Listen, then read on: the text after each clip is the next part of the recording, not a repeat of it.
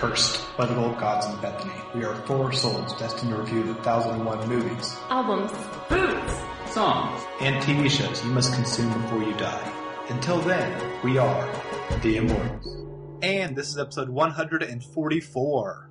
Awesome. 144 is a really cool number. It is. Because it's 12 times 12, and it's also just like, it's one of those like many factor numbers. It's a cool number.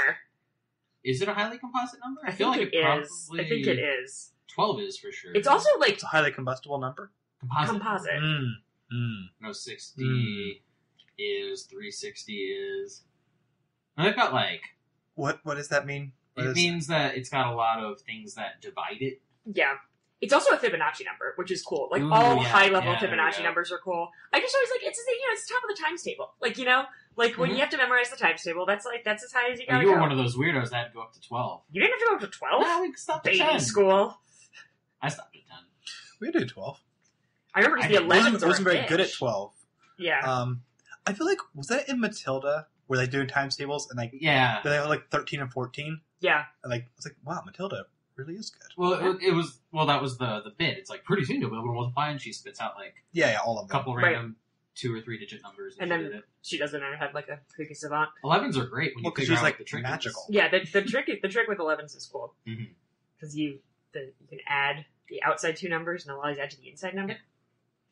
And, well, I mean, under 100, it's just, obviously, 32, 33, 44. The point is, Matilda is a good book and movie. That is the point. Yes. 100%. That's what the point of this whole conversation was. Directed by Dane DeVito. Should we introduce ourselves? I'm Austin. I'm Sarah. I'm Pedro. Yeah. Because he's in it, and his wife's in it, and they're playing husband and wife. That's right. Weird. I think they did, like, break up recently, because Real Perlman from Cheers. It wasn't, like, super recent. It totally is. They did break up. But they had, like, 40 years of marriage, it was sad. Something like that. Yeah. But, Real Perlman. Mm-hmm. Brilliant in Cheers. The show we covered on the Immortals, the podcast where we review the 1001 movies, albums, songs, and TV shows you must consume before you die. Which is this podcast. Yeah, this one. Okay. And you might have noticed that we're missing a name. JC is out this week because they are hosting people at their apartment and didn't have time to watch a movie and tell them to ignore them for 2 hours plus. Yeah, no, it's, they're actually being like a good host, unlike what we often do when we have people over and need to watch podcast stuff, which is, do you want to watch this random movie with us? So, JC, you are a better person than we are. Also, you're not going to listen to this, so whatever. Well, they haven't listened to the first 130 episodes. Right, so it's not like... But they did promise that they will watch the film and listen to stuff and report back next week with all of their thoughts. Very industrious. I know. They did send a text about the album that I'll read during that segment. Cool. Let's just say what we're doing this week. The movie is The Adventures of Robin Hood. The album is The Songs of Leonard Cohen by Leonard Cohen. The song is Save the Last Dance for Me by The Drifters. And the TV show is Dark Shadows. But before we start, you guys want to talk about anything you've seen recently, anything you like? Can I make an anti-endorsement? Sure. Never, ever, ever consume in any fashion the sequel to Phantom of the Opera, Love Never Dies. It is very bad. I didn't know which bad thing you were going to mention because I know you watched Green Book today, which was also terrible. But like, there's levels here. Love Never Dies is the worst thing, and like we saw it we saw it live, basically because we had free tickets, and Austin wouldn't let me leave after 10 minutes, which I wanted to because it was so horrifying. It's the worst piece of theater I've ever seen in my life. It really is, like... And like, although I had fun watching it this week because I was with people that I liked, it is not, like, a fun, bad performance. Watching it, you can rent it on Amazon. I wish you people listening to this didn't even know that. But, like, it's not like a bad movie... fun kind of thing. It's like I think actually it is, but you have to have the right musical theater nerds. You can't have like typical bad movie nerds. It's very bad. You have to just be really aware of how much it destroys the themes of Phantom and how bad of a show it is. It's literally just, and like people think I'm kidding. And they think that I'm like exaggerating when I say the plot of the sequel is, okay, but what if the Phantom was the good guy all along? And, like, no, like, that is the plot of the show. And Raoul that Raoul is the bad guy, and the Phantom is the good guy, and Christine should be with the Phantom. And at some point, the Phantom and Christine had a kid together. Which can only really be when he, like, drugged her. Mm-hmm. So that's cool. It's shocking. Yeah, it's horrendous. It's lost Angela Weber a lot of money. It just keeps being the Wikipedia article is worth reading because the plot paragraphs are only so many paragraphs. But how much money this is lost, how many times he had to rebrand it, how many times they basically won't let him go to Broadway with this because it can't make any money. Well, and, like, the thing is, like, it's an incredibly expensive production, and actually the set design is, like, it's weird, and I don't think it works in any artistic sense, but it's certainly expensive and, like, exquisitely created. So it's extraordinarily expensive to tell literally the worst story ever that also ruins a good story. Like, it's just flames on the side of my face. Peter, anything you want to talk about? I started watching the creepy stalker I hear show. it's good. I've been having a lot of fun with it. It's my kind of just awful, creepy, terrible. I mean, it kind of brings back some of the fun days of Dexter for me a little bit because it's a psycho who has an inner monologue that you hear. But his is just like Dexter's very self-aware and he does things and he explains why in his very monotonous psycho voice with no feelings. He's got feelings and emotions, I think, sort of, or at least he thinks he does. And it's just, I thought I knew what it was going to be going in. Mm-hmm. After like 2 episodes, it's like, yep, cool, totally tracks. And then it kind of like keeps going and blows up, and it's a lot of fun. It's one of the weird states of TV because this show came out in the summer on Lifetime Channel, and it got like solid to okay reviews. I was like, okay, it looks good, but not like another show for me to put it on the air right now because I'm watching a lot of shows. Then it hit Netflix, and Netflix even like advertised it. It's like, okay, we acquired another show, and just kind of blew up so much word of mouth that I believe Lifetime actually canceled it, and then Netflix renewed for season 2. I'm like, oh, weird, really? That is. I feel like that's not the first time that's happened, actually, that something's made it big on streaming. But this is something like particular where like no one even knew it aired on Lifetime around July. This show, right? Well, Lifetime has to like work so hard to like get over its Lifetime. You know, like even like they did. I mean, they did what's it? The very, very good Unreal, which is a great show. But like, I mean, even when I was watching it, someone was like, "There's this really good show on Lifetime," and I was like, "No, there isn't." But hey, Lifetime this year. Big news: Surviving R. Kelly. Yeah, I gotta watch that. I haven't watched it yet. You watched it, yeah. I rented it on. Actually, no, I either rented or bought the season. I think I bought it. It's like $15. Yeah, which is like. Yeah, that's the kind of movie I feel like paying for, or the kind of show that like paying money for is probably good. Yeah. I wouldn't say I'm excited to watch it, but I have heard that it is very powerful. It is very powerful. It's a little bit like the fact that it is a Lifetime show and that it was like a cable show kind of makes it not the best form of seeing it on streaming because you always get like the reruns and these repeat things like over and over again, and you have commercial breaks. That's fine. But it doesn't matter because you're watching just pure horror in front of you.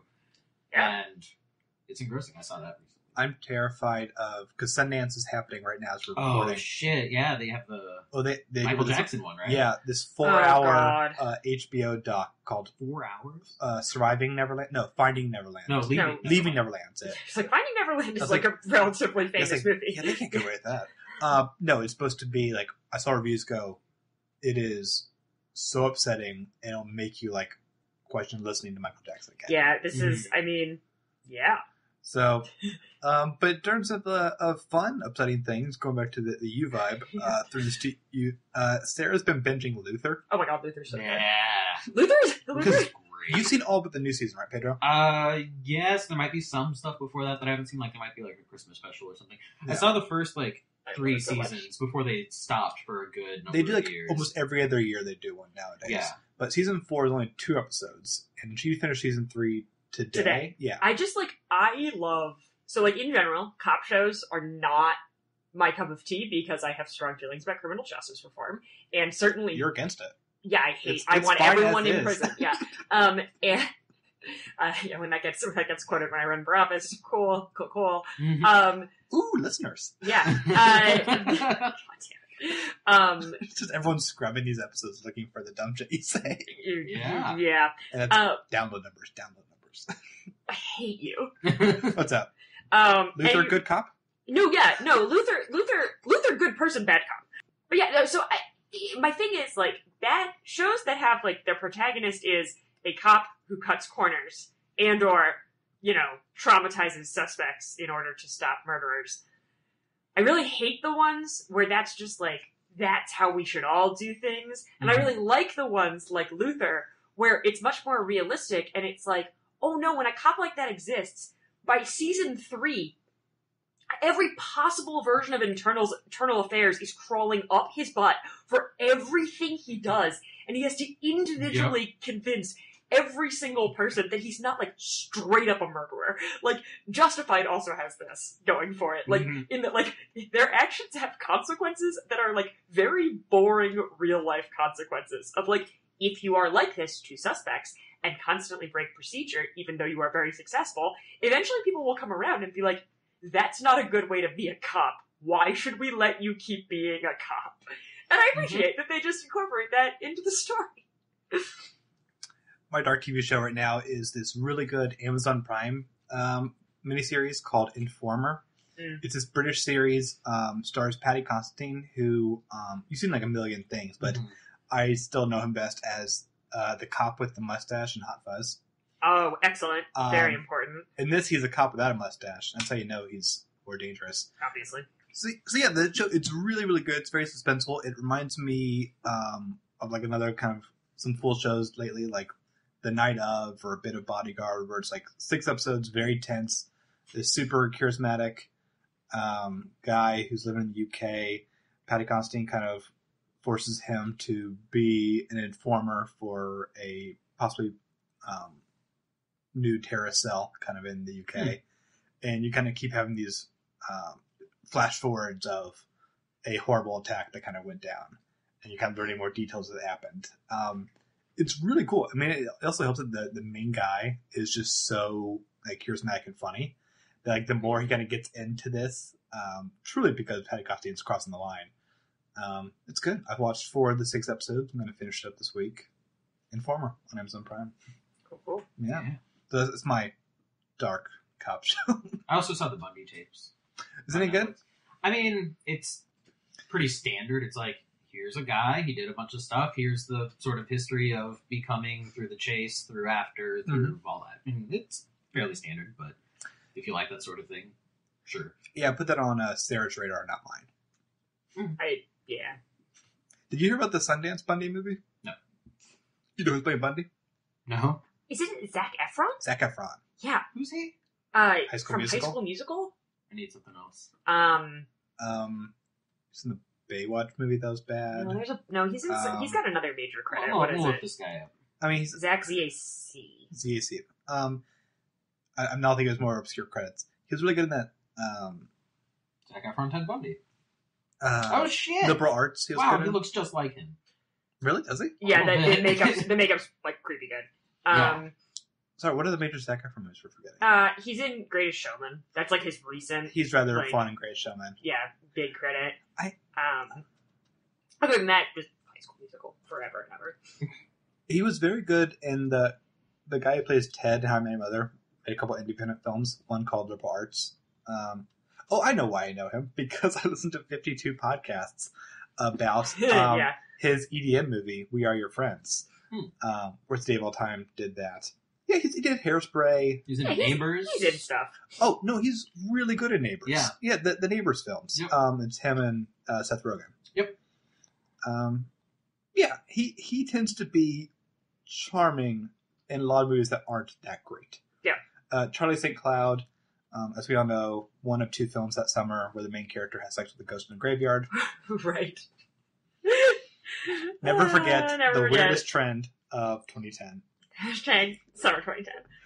Shall we review the things we came here to review? Absolutely. Charlie St. Cloud is Oh my god. No, let's dive into the adventures of Robin Hood.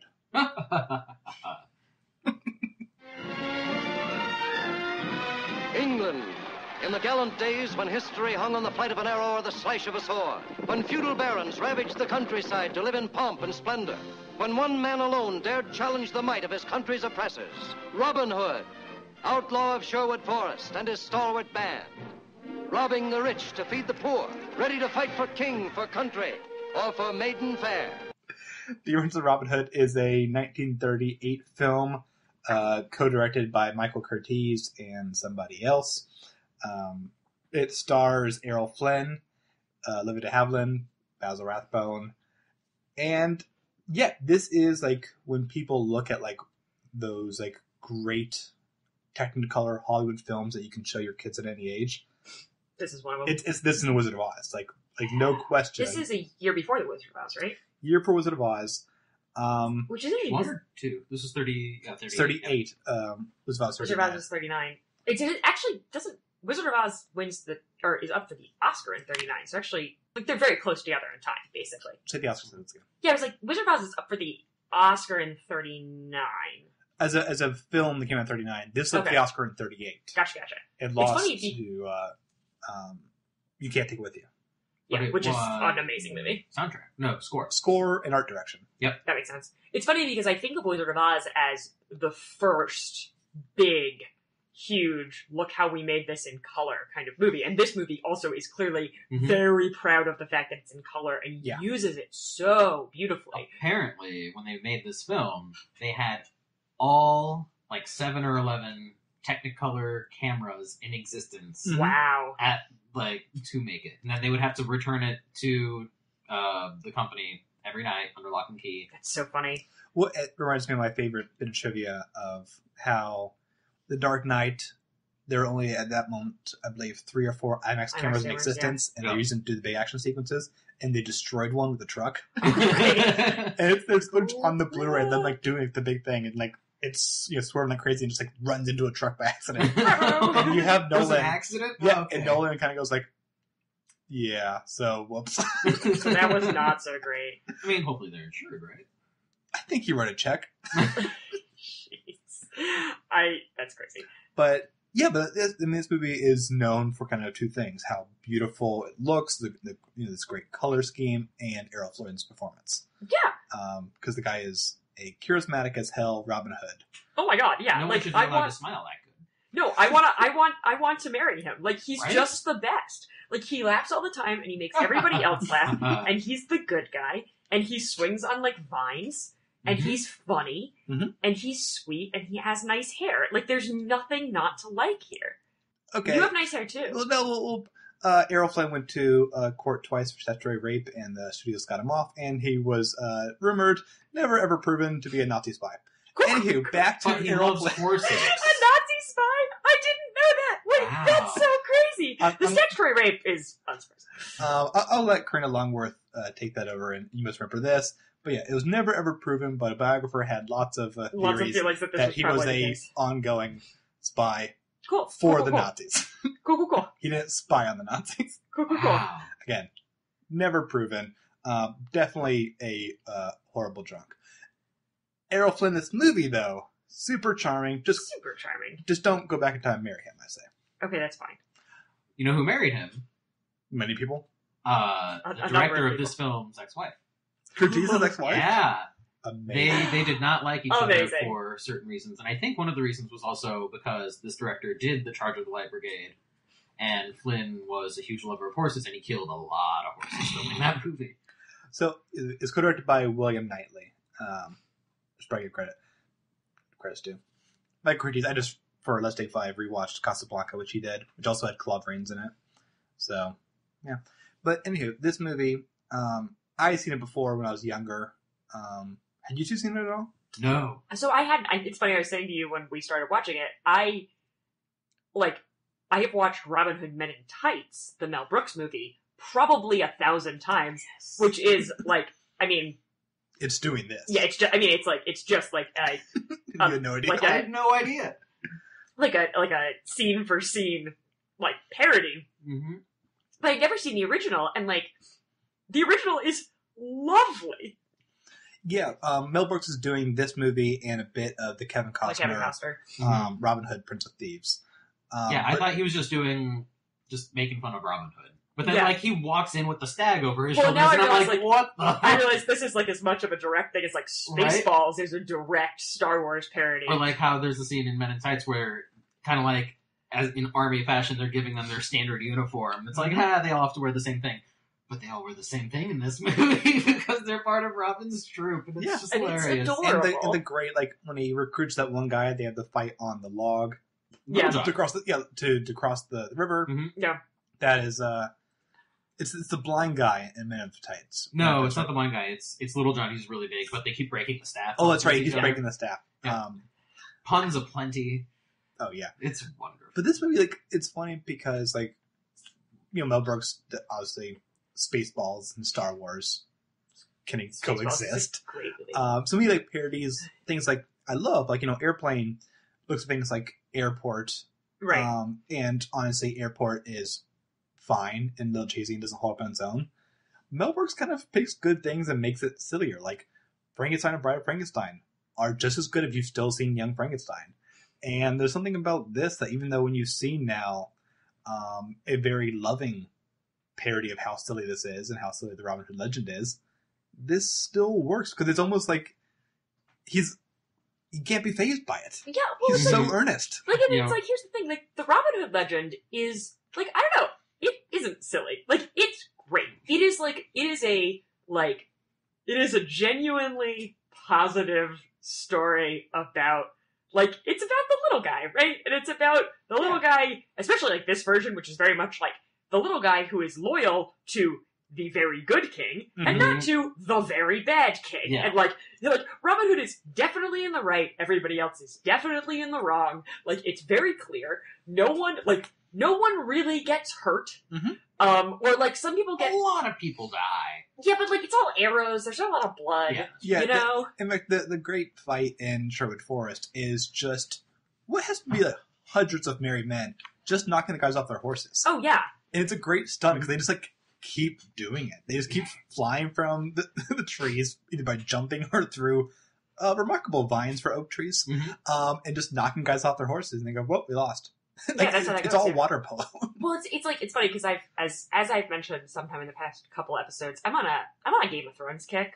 It's a kick. It's pretty much like all my media consumption is somewhat Game of Thrones related, and obviously, like, George R. R. Martin has seen this movie. Like, this movie is it's very, like, leaning into a certain version of, like, the English heraldry, like, tradition that is the exact same one that George R. R. Martin is leaning into. Except George R. R. Martin's world is, like, dark and terrible. And this is like, oh, there's good guys and bad guys, and the good guys get to win and get the girl at the end. Cool. Like, because, and they get the girl at the end, not because, like, they, like, like, kidnap her or something, or, like, win her in a duel, but because, like, she falls in love with him because he's funny.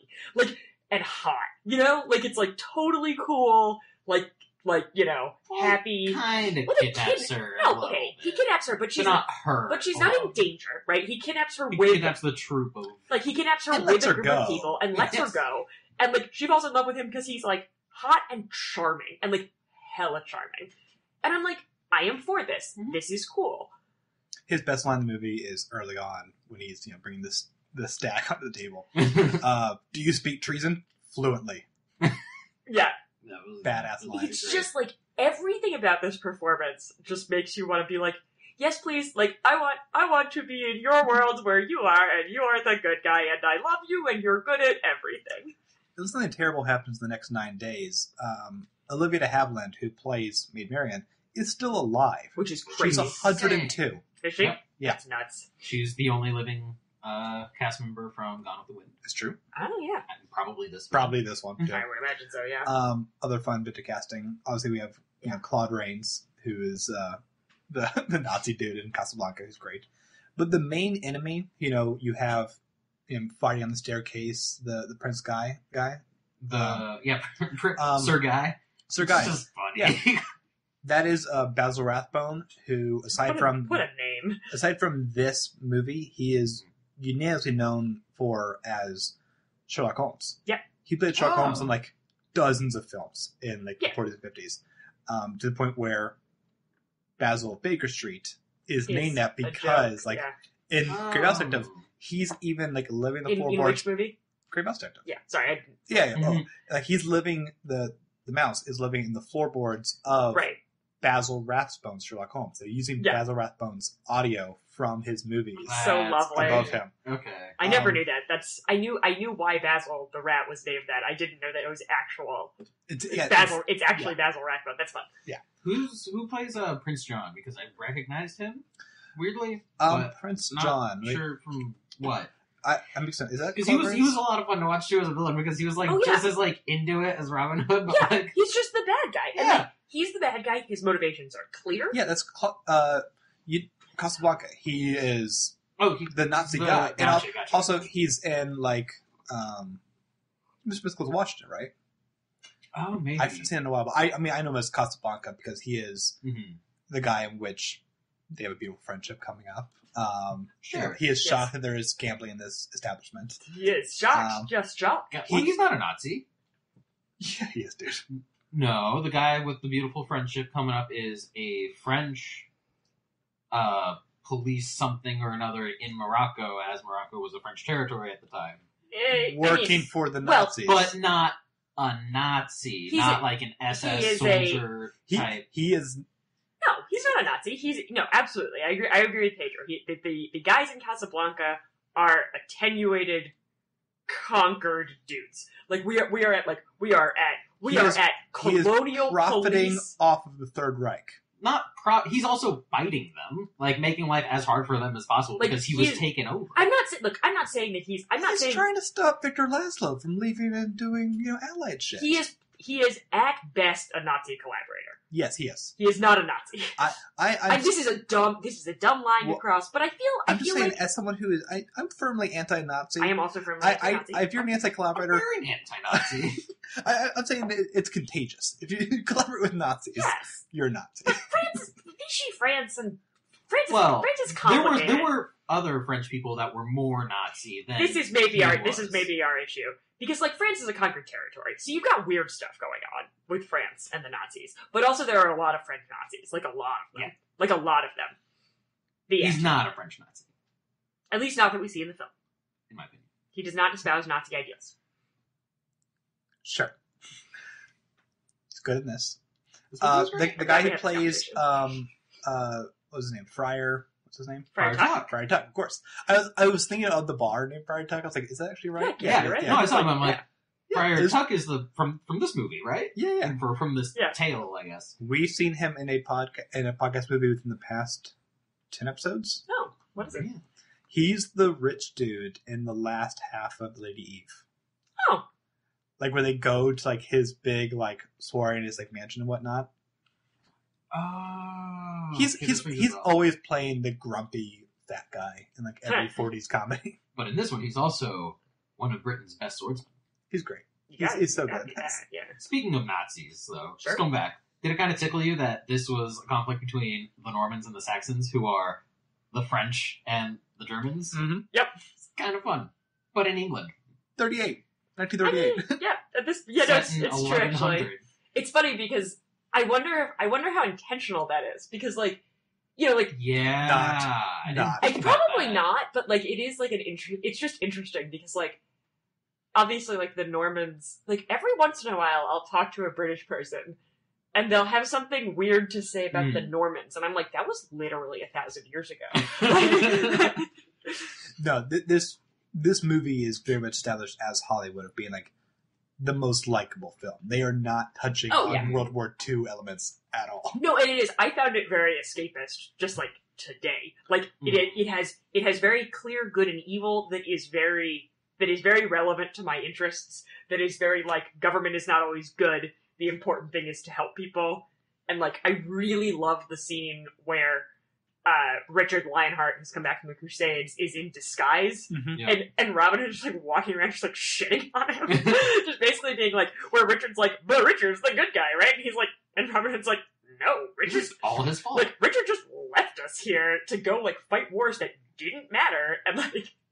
Which is very Shakespeare's measure for measure. Yeah. Or every Shakespeare. Or every Shakespeare, because there's always somebody dressed up as somebody else. And then I like that at the end, Richard's like, yeah, like... My bad. Like, my bad. Like, yeah, you're all, like, pardoned. Great. Run off with my ward, please. Yeah, it's... And that last scene where they go into a big group hug, and Marion and Robin Hood duck out and are, like, at the door by the time the king tries, like, in 5 seconds is beautiful. It's funny, like, of how many times it's influenced other films, obviously, Prince of Thieves, and Men in Tights. But, like, that archery scene, Oh my everyone god, so keeps, good. like, replicating it, but can't beat this. Oh, it's Because so you good. have so many different Robin Hood tales do, especially the wonderful moment of, this guy got a bullseye, how do you beat him? You split break the through arrow. his arrow. The very center of the Yeah. bullseye. Hmm? That's the line in Men in Tights where he's like yeah. leaning over. Yeah. And, like, because, for example, it's been a while since I've awkwardly made it about Doctor Who. There's a Doctor Who Robin Hood episode with Peter Of course Capaldi, there is. and it's mostly mediocre. It's mostly just Mark Gatiss saying how much he loves this movie. It's mostly bad. Oh, no. It's bad except for the guy that's Robin Hood is doing kind of a Errol Flynn natural True. charisma. That's fun. Yeah. But when they do the archery scene, I was like, okay, here we go. We're going to watch Doctor Who subvert it in a cool sci-fi way. Nope. No, they just do this scene because you can't best this scene. Like, It's great. Game of Thrones does, like, archery scenes. You can't beat the purity I actually of think this. it's funny. Like, Game of Thrones does archery scenes, but it's interesting to me. Actually, kind of stays away. Like, the show stays away from archery competitions, and there's a part of me that's like, because like this is it. Like, what else do you can't do? beat splitting the arrow. It's Yep. so cool. Mythbusters did the splitting the arrow thing. How'd it go? So if it were a wooden shaft that arrows are traditionally made of, it's exceedingly difficult for the arrow to hit and then follow the grain. Right, and not just glance off. But if you have a pre-split arrow, it's pretty easy. But this wasn't a pre-split arrow, and it was an actual stunt that was made by someone. But more likely than not, the arrow was made of like bamboo or something. Right. Yeah. Like something that could be split. So someone still nailed the end of the arrow and hit yeah, it. it's a because practical they effect. brought in it's like one of the best archers of the time, who I think may have consulted on the earlier Robin Hood from like 12, 13, whatever, 1920. Because there's a silent Robin Hood as well. I'm sure isn't there is. Yeah. Yeah. I mean, like, It's pretty like There's well, this like world there's- famous archer who there's gets also shot. a Robin Hood from last year. Like, Right. once it's in public domain, you don't have to pay any authors it's or funny any though. estate, Like, so you just make like a fuck ton. Like, well, last year's was one of the worst films last year. They're probably going to make another one, there's not yes, a yeah. sequel to that one, Mhm. because you just keep like making Robin Hoods. If you go to like the Robin Hood Wikipedia page, like the generic one, it Yeah. has a portrayed by, and it's always like 30 people at Yeah. least. Errol Flynn is probably easily the best, what I've seen. But I couldn't help but think about my favorite line from Men in Tights, which is when you have Carrie Elways saying there have been many, many Robin Hoods, but I'm the one who speaks in a British accent. That movie is very good. Even though I think he's Canadian. He is. But because Kevin yeah. Costner famously, when he made Prince of Thieves, the first 3 days he had a British accent, whereas it's hard and he's bad at it, so he just stopped. Yeah. But you don't film a movie in order, so every once in a while in the movie you'll get British Robin Hood. It is That's true that funny. like it's genuinely it's a strange thing to. I mean, yeah, that's The- Men in Tights, Prince of Thieves, Kevin Costner, is pretty much not worth watching, except a top 5 Alan Rickman performance of the hammiest Sheriff Nottingham you ever have in your life. He is Really? so that makes sense to me. like eating the scenery joyful of like Hans Gruber is so scaled back. Right. that's concerning. Like That's funny. I do always use this metaphor in Great Mouse Detective. When Radigan goes feral, that is Yeah. what he's doing. Wow, we're really You just like have- all the way. It's delightful and worth watching. Also, Morgan Freeman's in it, Cool. so that's fun. But yeah, this movie super charming. I don't I loved think it. it's as like deep or as inventive. Like Oh, heck no. I think like Wizard of Oz is a lot better, and I think this is super fun. But like, it's just super charming, and Mhm. it relies only on charm. It feels like to me like it's like it's like reading an original text. Because weirdly, Robin Hood and the Arthur story, both, I think, are things that, like, if you actually look at the history of people writing about them, like, it doesn't really firm up in the way that we understand these stories until Hollywood. Like, this is the movie that defines the modern Robin Hood myth. Like, there's a lot of different Robin Hood myths. There's a lot of, I mean, the splitting the arrow is, like, common in some of them. There's, like, but, like, even like, when Robin Hood is in history, the fact that Robin Hood exists at the time of Richard the Lionheart is, like, only one of the many, many ballads of Robin Hood actually sets him there. Like, it's like a, you know, it's a, you know, truly, truly old,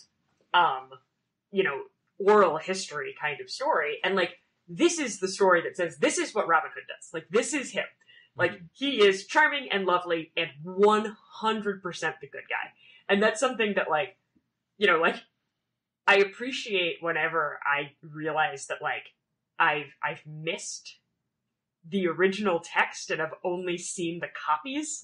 It is fun to go back to the original. It's weird because sometimes you can go back to the original and it feels almost like it's like tired because you've seen everything that came after it before you saw the original. It's like people who are watching like Star Wars for the first time, right? But like this one, it really holds up. Like the costumes are amazing, right? The costumes are he comes so in with glitter like when he walks so into court. Good. And like everything looks awesome. Everyone is like 100% giving their all. The practical effects are awesome. I mean, all of those vines that they're swinging on, like the sword fight, especially on the one at the end with him and Basil Rathbone on the stairwell, awesome. is amazing. They had that fight in the castle, by the way, because they wanted to not have to save on the number of extras they'd have to hire. That makes sense. Because apparently they cut corners everywhere because it was such a huge production. Like they did cost saving all over the place. That whole Merry Men sequence has like so many Merry Men. Right? And like the fact that this is the cost-saving version, like this is one of those like huge movies that you almost feel like it was supposed to have a little bit like Ben-Hur. Sure. That feeling of like, oh, we don't make movies like this anymore. Like this is the you know hundreds of extras. But it's kind of funny how much like the Oscars like it gave it art direction and score is up for Best Picture, but like Errol Flynn wasn't nominated for Best Actor. Michael Curtiz was nominated for Best Director for a different film. Oh, weird. A great gangster film called Angel with 30 Faces. A film I do actually like more. But it's crazy that you nominated him for the rather good, intimate gangster story as opposed to this is a tour de force. This is a superhero story, right? The Oscars can't, from the beginning, something that is mostly, I think, true about the Oscars is if it's too fun, it must not be good. Like, that there's this element of, like, Star Wars or this or like, I mean, I'm just going to stand by it. Like, as soon as they realized that Black Panther was good enough that they might have to nominate it, they almost took a dodge and they created a new category to not have to nominate the fun movie, right? Like, it's like they can't, like, the Oscars, like, can't lean into the idea that something like this can be great cinema. And fuck them. I really liked this movie. I was really into it today. You've seen the winner this year. It's You Can't Take It With You.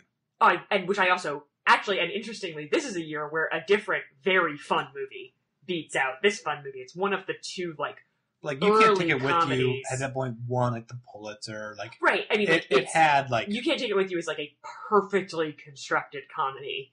And, like, I think You Can't Take It With You and It Happened One Night are, like, early comedies that get to win before the Oscars start taking itself, like, too seriously, and then a comedy never wins again, right? Like, basically. But it does, but it has to have the esteem beforehand. Like, this one, it won the Pulitzer, so it was that. And it is, like, I mean, You Can't Take It With You is probably my favorite Oscar winner in the first 10 years of the Oscars.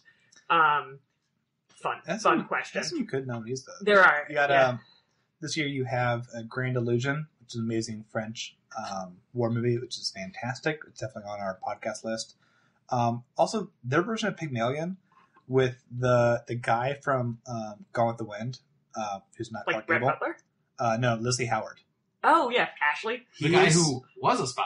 Yeah, that guy sort of is such a good Henry Higgins because he's such an asshole. Like, he properly plays an asshole. That works for me. But weirdly, Angel with 30 Faces, which is way better than Boys Town and 4 daughters. Jezebel's fine. It's not whatever. Oscars are weird. Yada yada This yada. movie I really enjoyed this. It was a really fun movie. I was pleasantly surprised at just how fun it was and how it just never stopped. And it holds up. Like it's did. not. It's also not cringy. Like I was saying, like seriously, like gender politics in this movie are fine. Like the relationship in the center of this movie is lovely and mutual, and they like talking to each other, which is hard to find in 1938. So you know what? I'm all here for it. I give this a very big smiling 4.2. I will give it a 4.4. I really like this movie. I give it a 4.5. Uh-huh. I said like last week, dude, I don't remember. Like I said, this is a Pedro movie. Yep. It's just lovely. Like That was my favorite thing. Darren and I almost turned it into a drinking game. Then we're like, this is a bad idea. Just the jolly laughs. All the jolly laughs. there's so many. Yeah, it's true. And his laugh is like, it's just great. Yeah. And everybody laughs with him. Yeah. It's good. It's just very wholesome. When I say everyone, the entire forest of people will It's laugh. kind of great. insane. But yes, it's lovely and I love it. Yeah. All right, now it's time for the album segment. What do we hit this week, Sarah?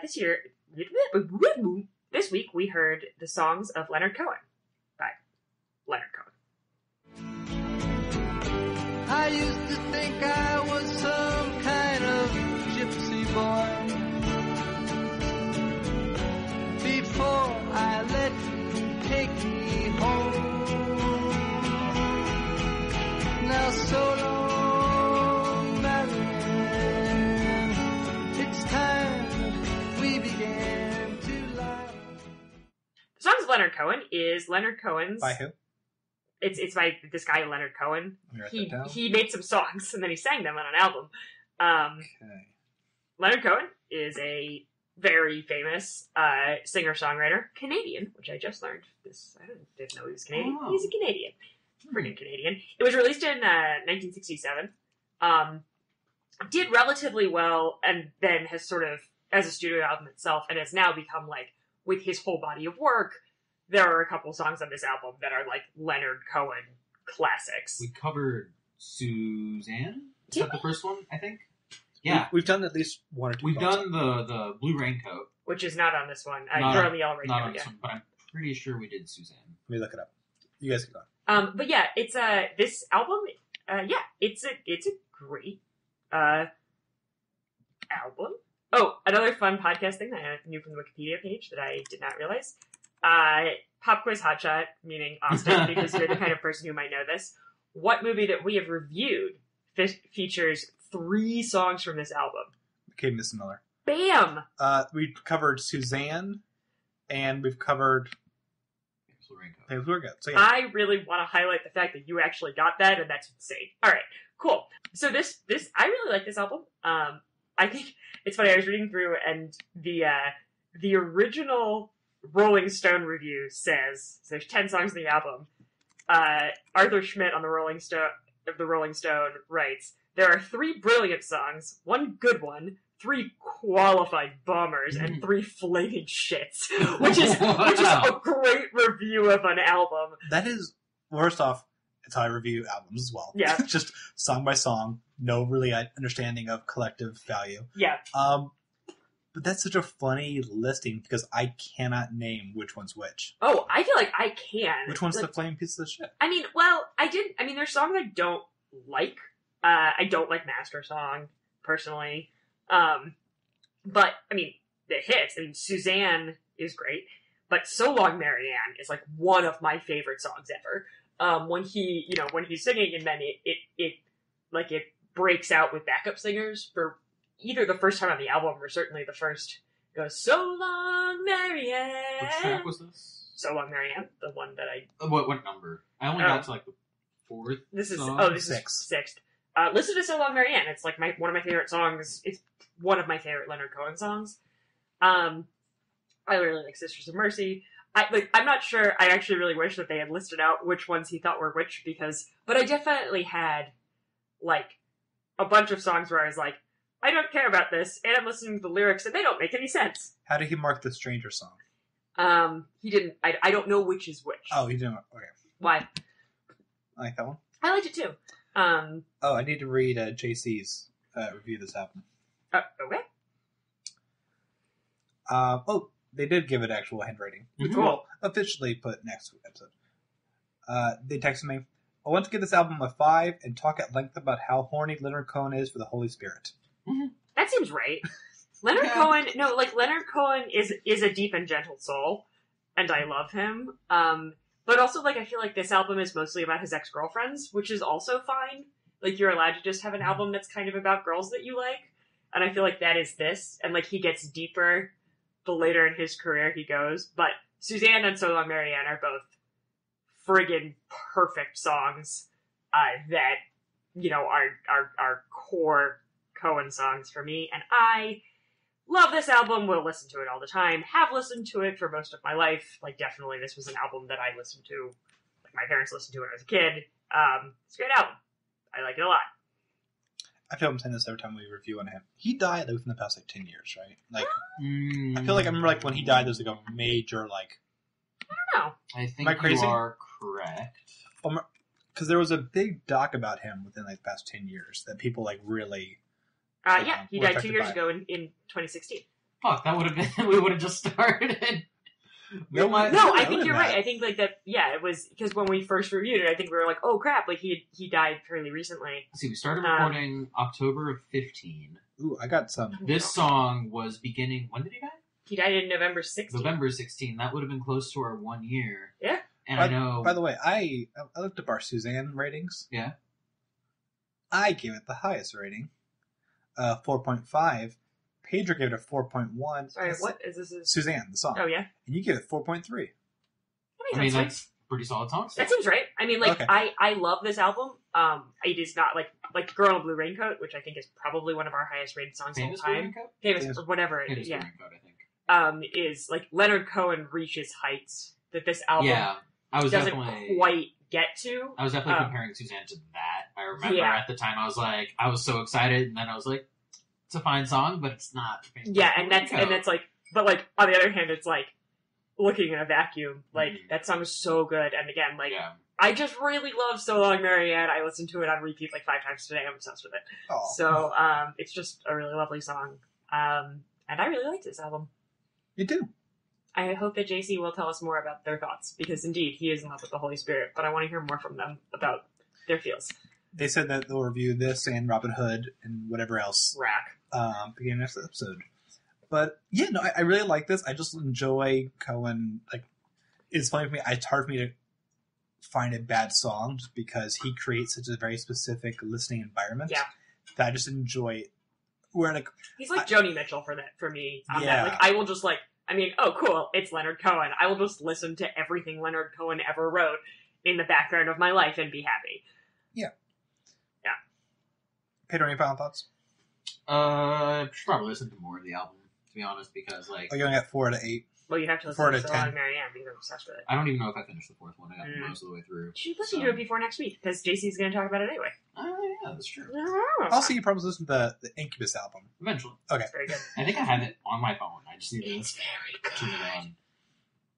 I would love to have your hinge rating be in to the average.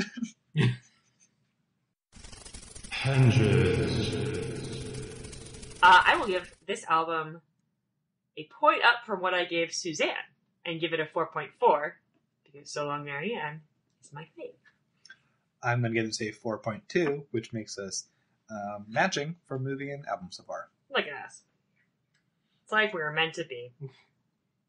No, it's matching ourselves. It's like I was meant to be with me. Okay. Now it's time for the song segment. Yes.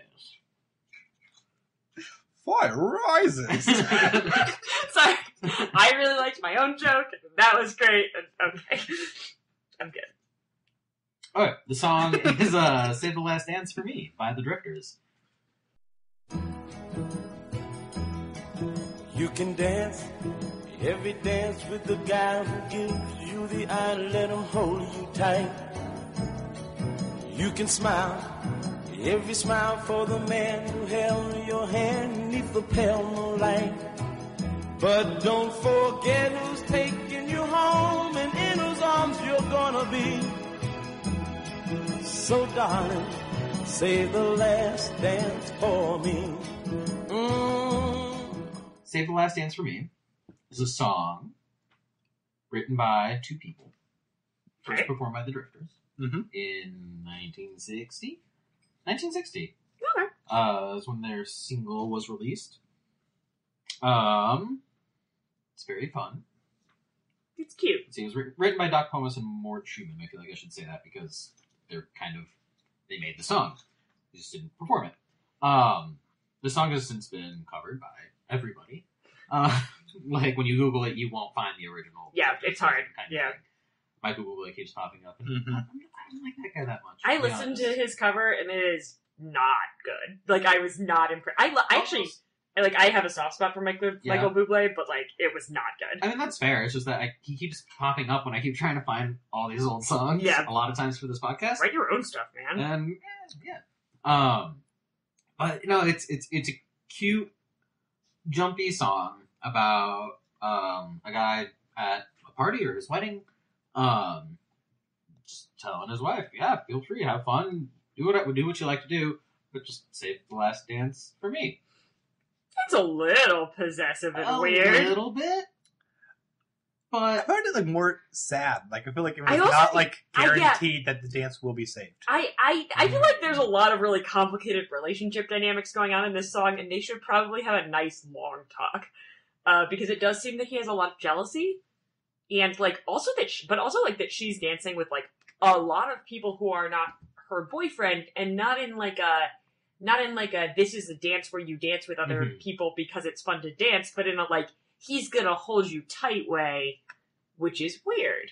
So Wikipedia says that one of the writers came up with or wrote the song at a friend's wedding where the groom was in a wheelchair and was he had polio and was telling the wife to have fun, please dance at your wedding, have fun with our guests, everything, but please save the last dance for me. Oh my god! Which is a completely different twist. Now I have a lot of feelings about this song, and it's lovely. This is unprecedented, but I think it has to happen. I wish I knew this before we started recording, but I think we have to pause the recording. Because I just learned that Bruce Willis did a cover of this song. What? Wait, Bruce Willis sings? So we are going to stop this recording, listen to a 4-minute... Yippee-ki-yay. God damn it. So, we'll be back in 1 second, but 4 minutes for us.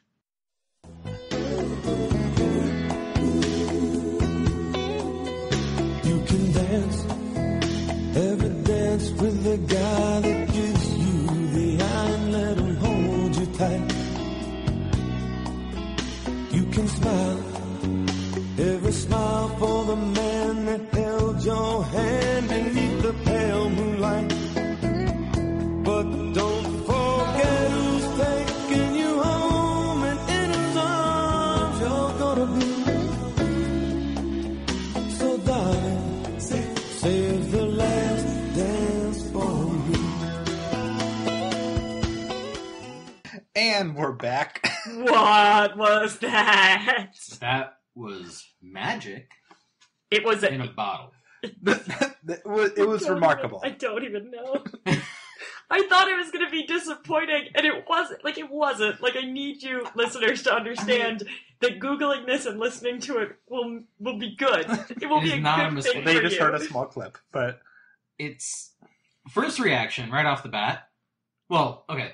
First reaction is, this is an interesting take, because it opens with, like, a minute, it feels like, of just intro, background vocalist, and just all the instruments. Mm-hmm.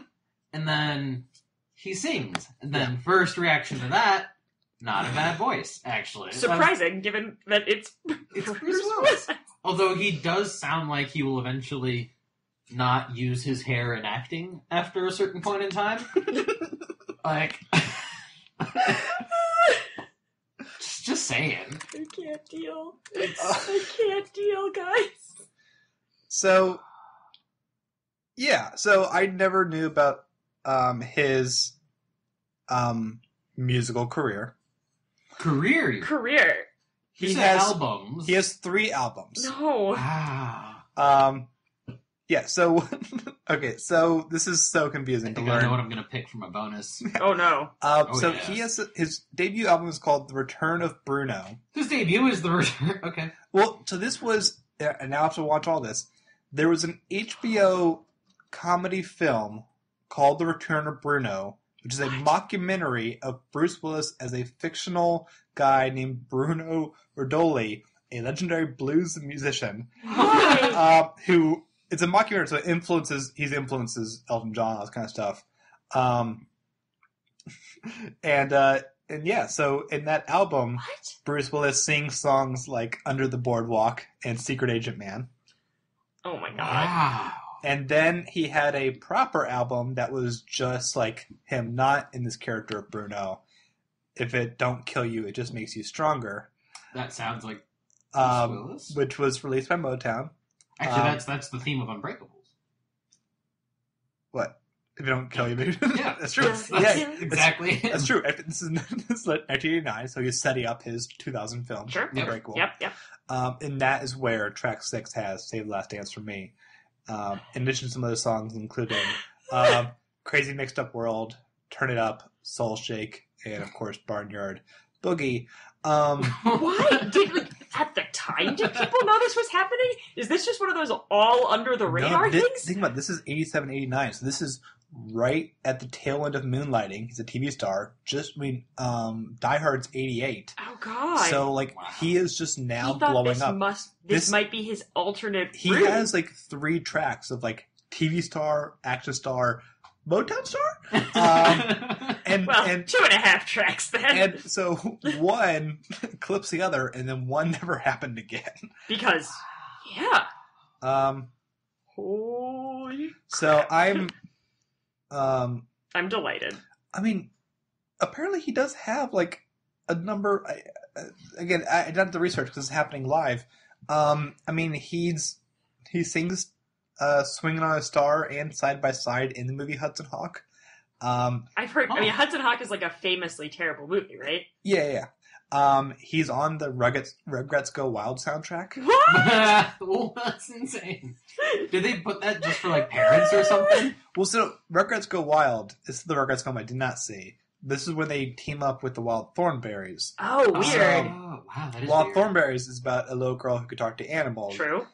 I believe Bruce Willis plays the dog in Rugrats, who now has a voice because she plays Spike and can talk to Eliza Thornberry. This all makes a lot of sense to me. That's so cool. Eliza Thornberry was like my Nicktoons hero when I was a kid. Which is really great. That show bummed me out because I didn't like the whole like magical conceit of like, if you tell one person about this really cool thing you can do, you can never talk to animals again. I'm like, yeah, that was dumb. It just bummed me out. Like, yeah, it's a bummer. Like, yeah, but her best friend was their chimp, so she I at know. least had a friend she could talk to. Yeah, but like, also she was super nerdy and ugly and had braces and wore silly ponytails, and I liked her. So the point is, For this reasons that had song, nothing to do with me. covered by many people: Michael Bublé, Dolly Parton, Bruce Willis. Bruce Willis. I don't know what else there's to say. I've now like having heard the song, even though I listened to the Drifters version many times in a row, gone from memory. So the Drifters are Bruce- great, by the way. I mean, They like are. the Drifters are like a classic, like early Motown, wonderful. They're great. The song is good. It's inspired many cover versions. I like Yeah. the song. It's cute. And now that I know about the thing about the guy in the wheelchair at his wedding, I have a lot of feelings about the song. That was actually Doc Pomus. He was one of the writers. Oh, okay. He had polio as a child who was on Oh my crutches at gosh. the time of his wedding, and in watching his wife interact with their guests on his wedding night, Oh he my came up God. with this song. I honestly like everything about like that is one of those times that like authorial intent changes everything, because this song like without that context is like Yeah, a little weird and possessive and you Sure. can't figure out what's going on, and like with that context I'm like I have so many feelings. Well, because like not only was it here, let me get back up to the thing, blah blah blah. Because okay, so not only his wedding, crutches, all that good stuff. His wife, Willie Burke, and I'm quoting this directly from Wikipedia now, was a Broadway actress and dancer. Oh, So she's like having a wonderful time. yeah, Feels really changes. It doesn't. it like straight up really does. One great fact, one more thing that I will say about this song, because Fun song and wonderful song. The producers of the single, Jerry Lieber and Mike Stoller, had an apprentice at the time who would play guitar every once in a while. Oh no. Phil Spector. Whoa. He is everywhere. This insane murderous man. Yes. Murdering. He murdered someone terribly. He's the murderer. He is the murderer. He's not frequently being murdered. No. He's the one doing the murder. person And doing as far as it. I know, he didn't frequently murder either. But it was pretty, I mean, pretty Because he bad. was stopped. Yes. He went to jail. Yes. Very much so. Tried to get out legally, but they're like, no, you're the bad guy. you're very bad. You're the bad guy in the story. This man will never die. It's insane. He is everywhere. But I figure I had to say that because, wow. That's crazy. But this must have been early days for him. Yeah. This song is great. I'll give it a 4.2. The song was good, and then I learned about why the lyrics are what they are, and it makes me happy, and so now it gets a 4.5 because feelings. Also, JC, when JC reviews it, they have to review, they have to listen to the Bruce Willis version too. Oh, Agreed. no. Good. 4. It's good. It's nice. What was this gonna get? Like, 4. at the beginning of the day when you were gonna review this song? No, my day's hinge rating has gone up. But the song's hinge rating stayed the same. I gotcha. Cool. All right, now it's time for the TV show segment. This week we watched the show Dark Shadows.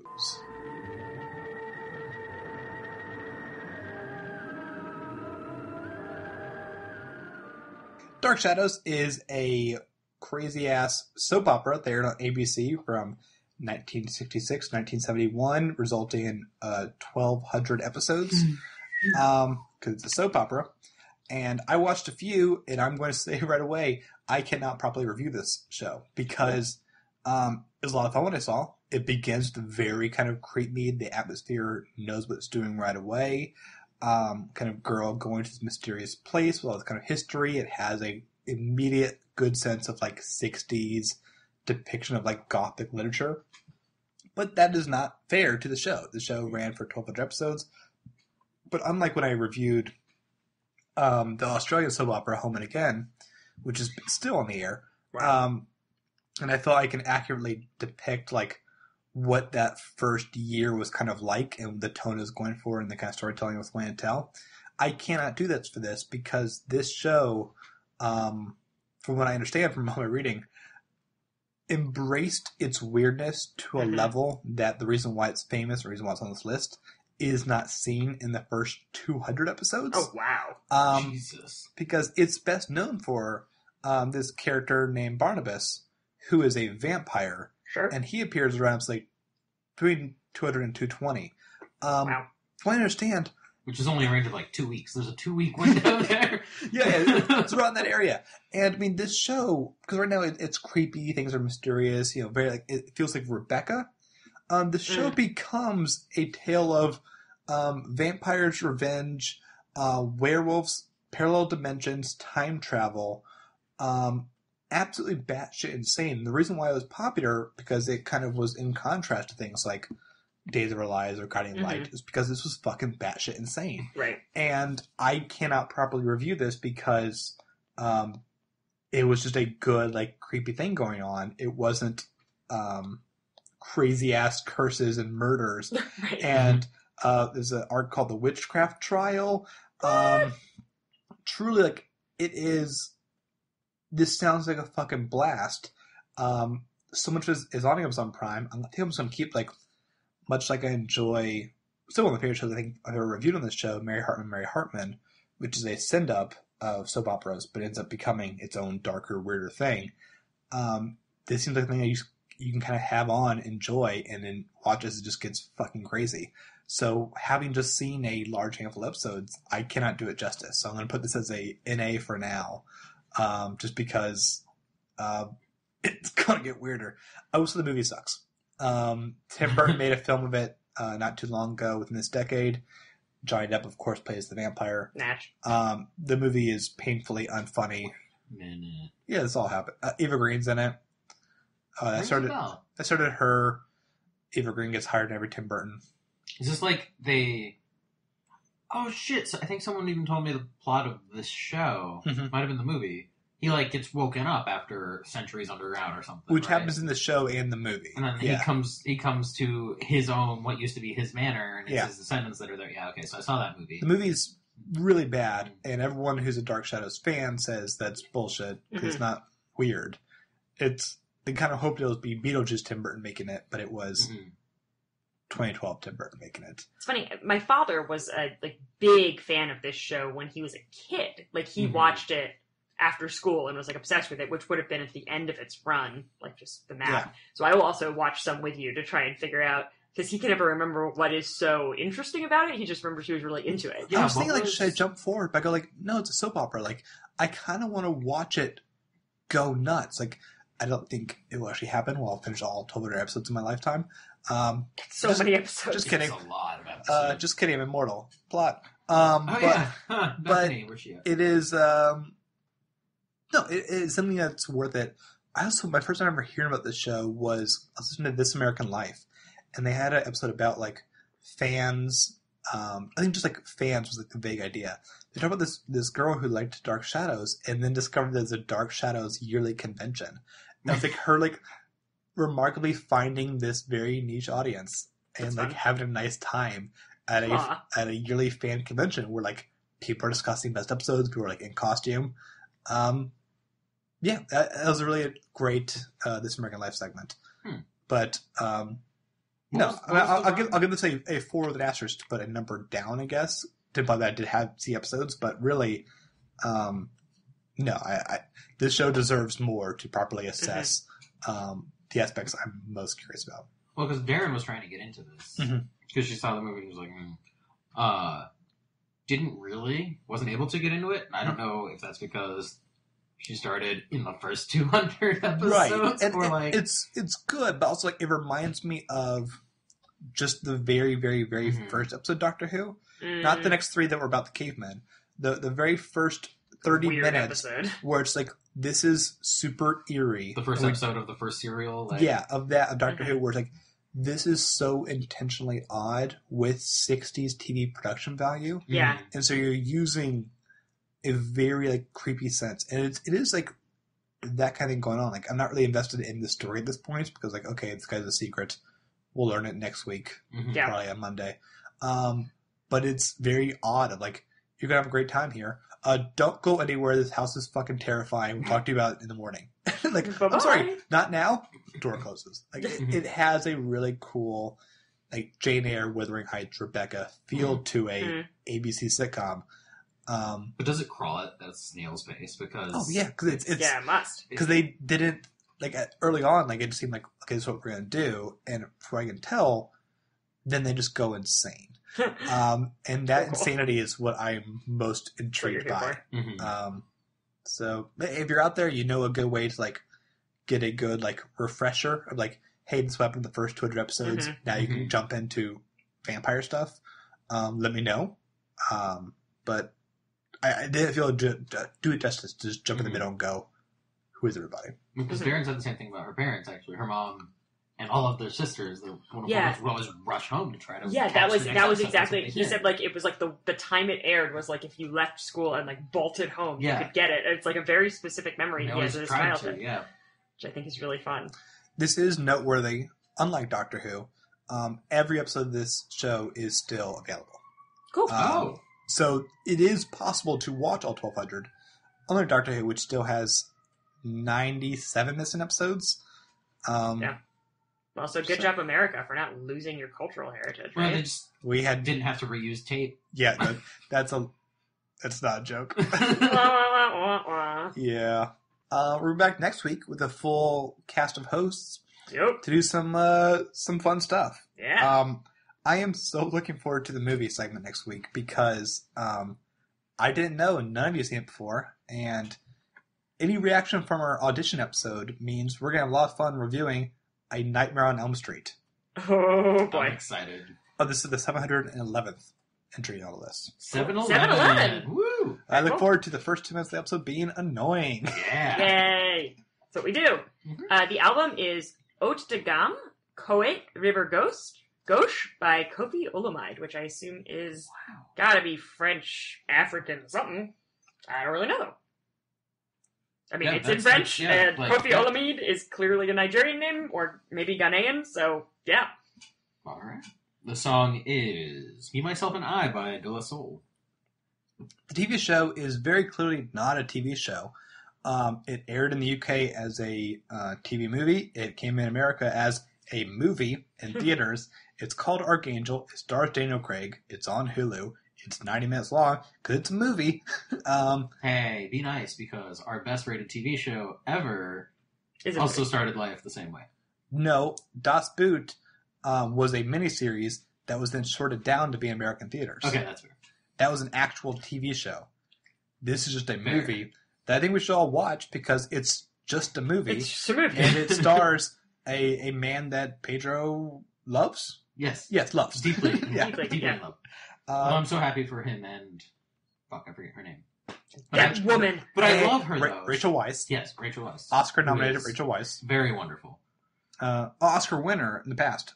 Oscar nominated this year. Yeah, for a the film best that movie ever. you have to see, Pedro. I know. The favorite's the best movie ever. Everyone should watch it immediately. Yeah. So we'll be back next week with those things. Until then, you could leave a review on iTunes. Super appreciate it.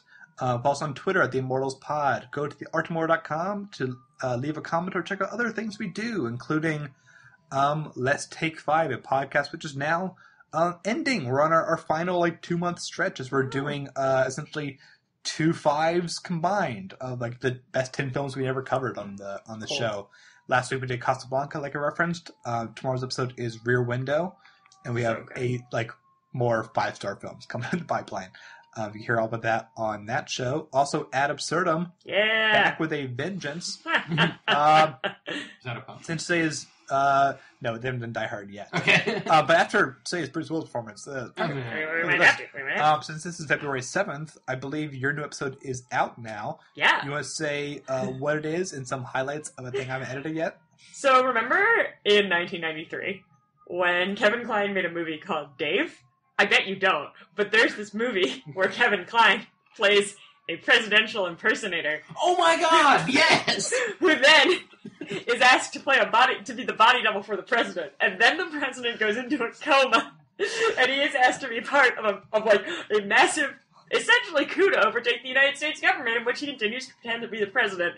And it's insane and remarkably heartwarming, and we have a lot to say about its legality that is, as usual, disturbingly relevant to current American politics. I am super excited to listen and edit that episode. That should be out now on the website and on your feed. So listen to Ad Absurdum. Yup. And I think to succinctly wrap this all up. Wait, today's the 7th?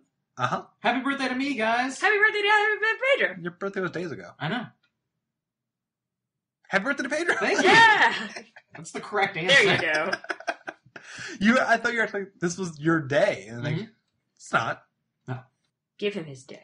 So, but yeah, to make it all wrap up perfectly, Kevin Kline was most recent film roles was in a biopic that looked actively bad, where he was in a film called The Last Days of Robin Hood, playing Errol Flynn. All right.